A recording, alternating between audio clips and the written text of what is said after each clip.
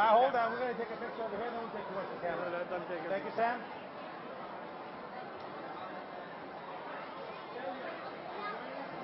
Oh, here we go. Very good.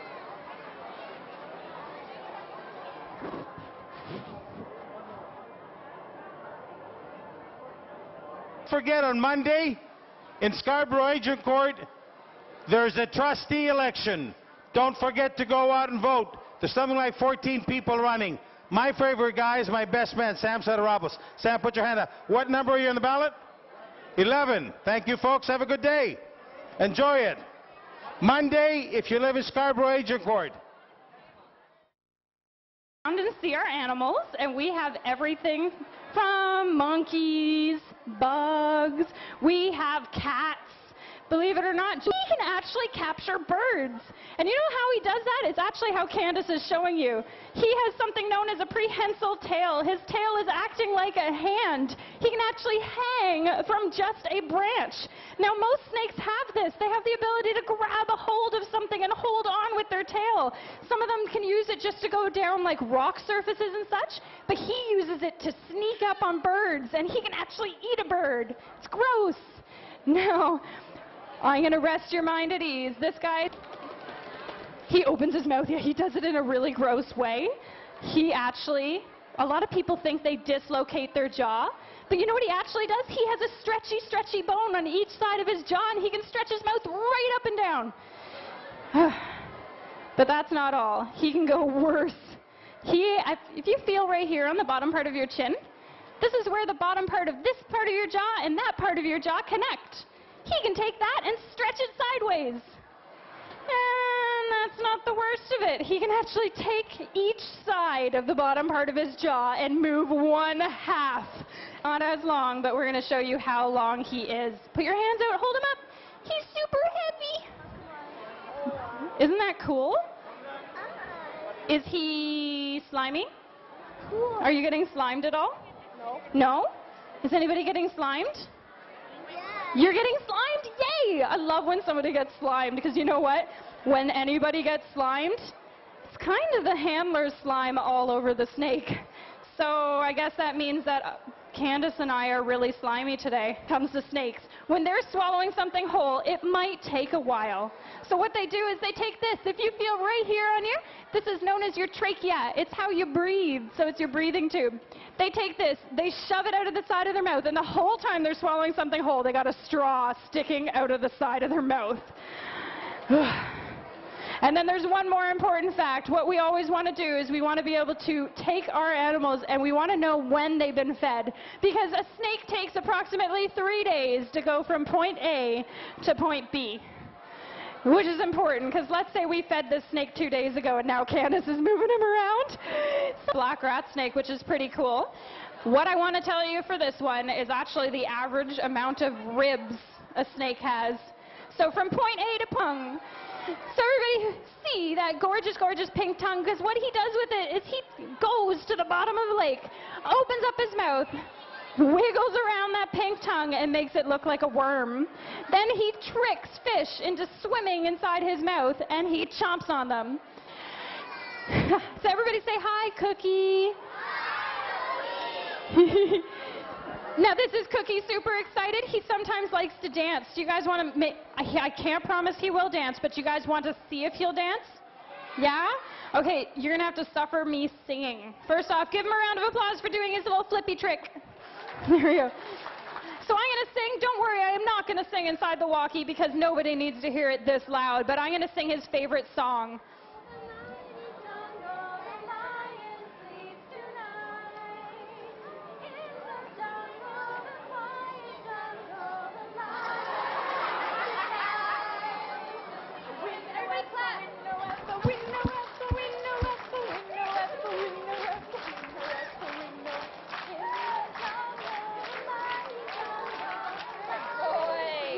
Australia, you can get these horrible storms, and if he got a bunch of sand on him, he would have a hard time. He might get really itchy. He'd have to groom all day. So he has this powder to actually stop sand from getting underneath his feathers. Sometimes when Canada, which is why we were waving whenever we push his wing out, so we just make sure that we teach him to him again. And he knows a lot of different tricks. At our center, we have two sort of birds or parrots like this. Our other one is 48 years old, and he can say, and that's because, well, Cookie's an adventurer. And in the summer, we like to put him outside so that he can see an open area where he likes to stay. That keeps his mind really, yeah, he agrees. That keeps his mind nice and fresh because they're so smart that if you kept them in a cage, they'd go crazy. So we keep him outside, but as for doing a step up, he did good. Come on up. He likes to give hugs and kisses. And actually, sometimes his other trick that he likes to do is he'll make the noise in our ear. It's really cute. So he kisses back. Give him another round of applause for that step-up command. Give him another round of applause. He's done fantastic.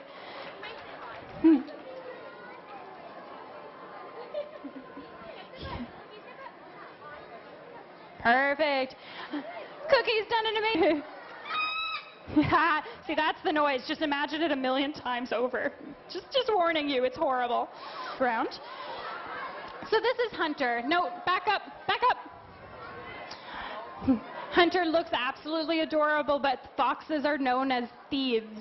Now, the reason why we call them thieves is what they do is when they try to catch something, they take it and they run away. So if anybody were to come up and startle Hunter, well, we don't want any fingers to be missing. He's absolutely sweet, though. What Hunter is he is a dog-like creature. He is a red fox, and actually, there are 3 different colors to red fox. So when you see these guys in the wild, you might see what he is, which is the red color. You guys are going to listen to Candace. So Candace is going to tell them that you're going to take a flat hand. You're only going to give him a touch on his back. This is actually something we offer at our center. It's called a behind the scenes. It's a way that you can interact with the animals. And even cooler, because we have tons of kids, we have a zoo camp. Who here kind of wants to be a zookeeper? Yeah? Well, we have a camp where we teach you guys how to be zookeepers. And not only do you feed the animals and you play with the animals at times, you also clean their poo. This is Sassy. She is actually a North American cougar, a puma, a mountain lion, a painter. She actually has 16 different common names. So the reason why she has so many names is so many different cultures have found this cat. And before we had a lot of communication, we have come up with names, and each of us have come up with a different one. Puma. Puma actually stands for cat. It's a Latin name. Her Latin name is Puma concolor, which is cat of one color. Now, when you look at our little Sassy, you may see spots on her, and that is correct. You are seeing those spots. When she was born, she was spotted from head to toe. But as she grows older, and when she is fully mature, she will be one color, except for a black tip on her tail. The back of her ears will be black, and that is it. She is white on the front of her face. So she is known as Puma concolor, cat of one color. She also has the name mountain lion. They do live often way up in the mountains, so they actually are up there in order to capture the foods they like to eat.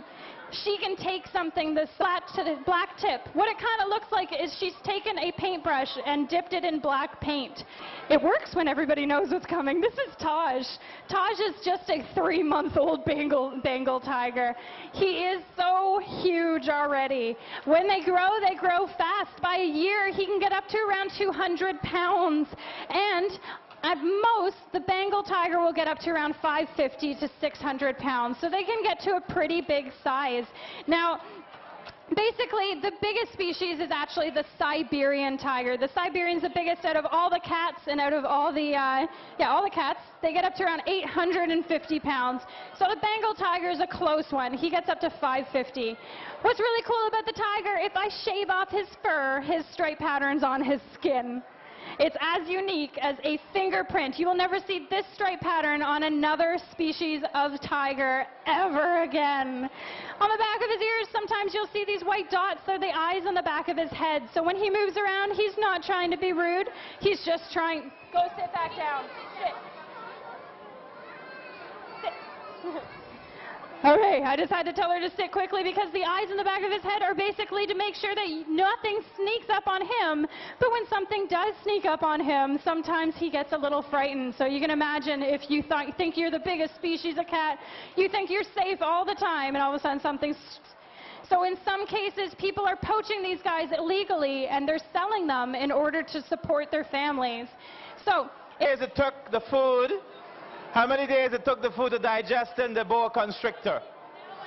How many days the food takes to digest in the boa constrictor? You heard about it earlier. Yeah. 97 days now. What? Yes? 3 days. 3 days. Okay, one item for you. Design, and you can go over to Zama Designs over there and have them show you all the designs you could put on your walls. Ribs does the boa constrictor have? How many ribs the boa constrictor has? Yes. How much? 820. Ask the... Is that correct?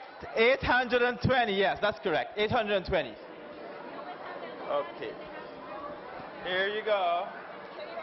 All right. How many? Okay, the cougar is the which number biggest cat in the world? What number of biggest cat in the world is the cougar? Yes. Number 2? Oh, good girl. Okay, next question. Whenever you see something beautiful, what do you have to say in Islam? What do you have to say in Islam when you see something beautiful? Yes. Mashallah.